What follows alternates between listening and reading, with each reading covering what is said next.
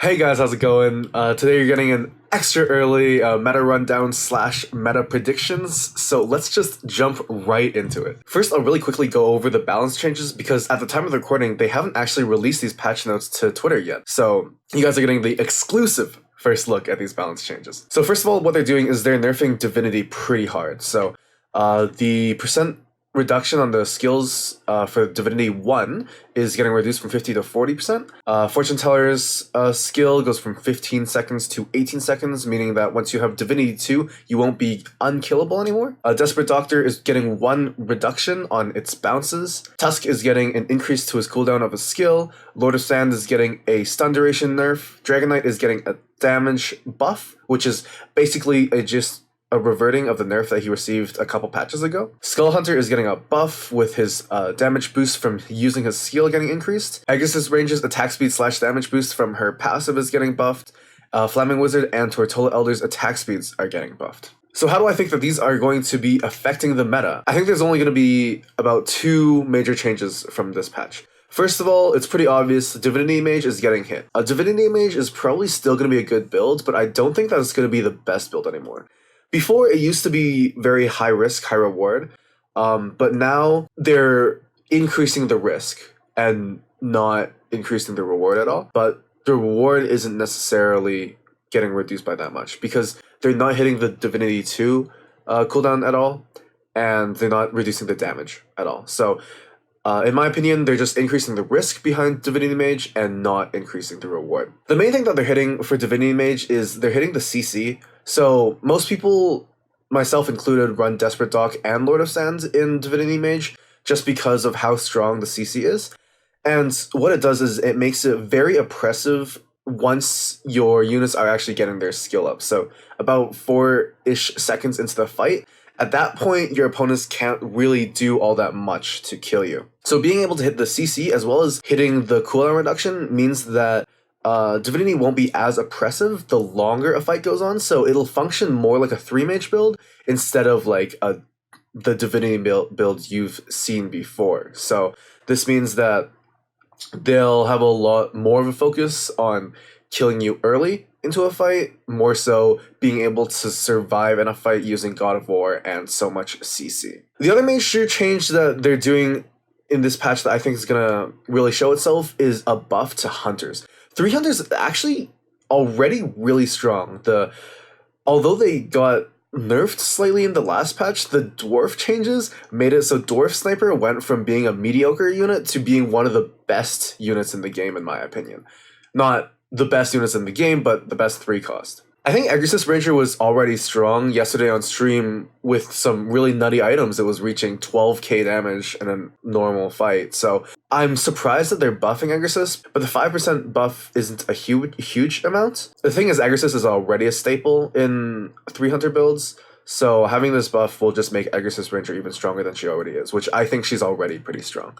The Skull Hunter buff is nice. It'll mean that early game, Skull Hunter is going to probably be able to be used as a pretty decent frontline. Right now, the problem with Skull Hunter is he's a little bit too squishy, and this change does nothing to affect how squishy he is. But if he can survive for a little bit longer, if you want to prioritize defensive items on him a little bit more than, say, your warrior frontline, Skull Hunter could be pretty good for early game hunters. You don't usually run Skull Hunter in the later game with 3 Hunter because you want your hunters staying alive and doing their damage.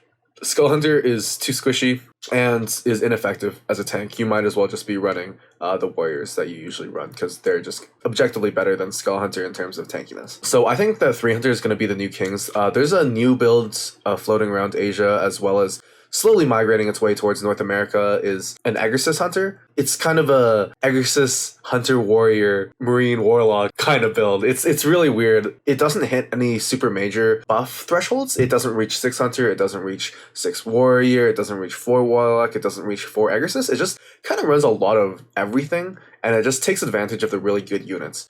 So it takes advantage of Siren being really good, Dwarf Sniper being super good, Exorcist Ranger being super good, Wind Ranger being good. It takes advantage of the warriors that are super strong, like Pirate Captain, Werewolf, Doom Arbiter. It also takes advantage of Soul Reaper, which is also super strong. So it basically just uses all the super good units in the meta right now and combines it, and it works, and it's really strong. So I expect that build will probably become the best builds in the game, in my opinion.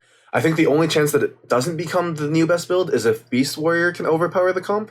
But the problem with Beast Warrior versus the 300 build is I feel that Dwarf Sniper destroys Beast Warrior a little bit too hard. What he can do is he can snipe off the Poisonous Worm really early, and as well as snipe off the Poisonous Worm wards that it summons. So if you can get a pretty decent, like a 2-star Dwarf Sniper, you might just be able to run over Beast Warrior for most of the mid game, and then being able to outscale Beast Warrior into the end game with your armor reduction. 300 build runs a whole lot of armor reduction. It runs the 2 Aggressus, it runs Venomancer, and it runs Abyssal Guard. So the amount of armor reduction might just overpower the warrior buff straight up. So for the strongest builds after this patch, I think the 300 warrior armor reduction comp is going to be the best build. I think Divinity Mages is going to be the next, and then Beast Warrior.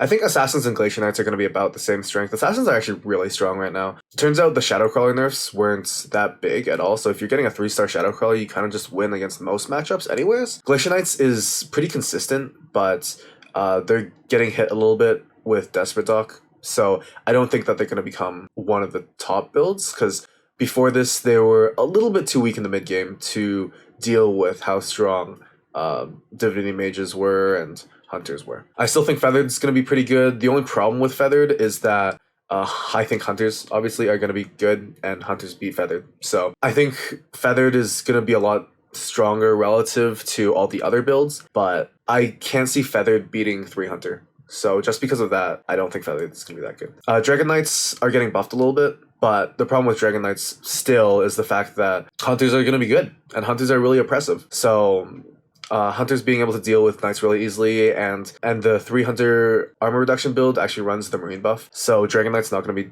as effective. I still think 3 Mage is not going to be super good because it doesn't see that much play. The Tortilla Elder buffs and the Flaming Wizard buffs are good, but I can't really see them really thriving in the meta unless there's some way to go 6 Mage. 3 Mage is pretty good. There's a 3 Mage human build floating around, but I don't see it played that often, so since I don't see it played that often, and I don't play it at all, I don't expect it to become a very good build. So yeah, those were my predictions for this patch. I hope you guys enjoyed. Make sure to subscribe. I recently hit number 2 on the ladder, so I'm really happy about that. I'm sure you guys could tell from the title. Anyways, I hope you guys enjoyed watching, and I'll see you guys in the next one.